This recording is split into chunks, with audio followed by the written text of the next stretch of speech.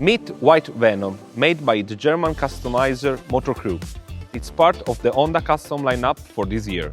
Motorcrew say that they wanted to combine the modern and sporty lines with the original Hornet design, creating a street tracker. Carbon rims and upgraded suspension gives to the bike a real aggressive and sporty stance. The stunning reflective graphics really emphasize the shape of the bikes. I really like the low-ride stance of this bike. It's a real street tracker. I really like the front mask design, with LED details and this contrast made by the fork that is black and white.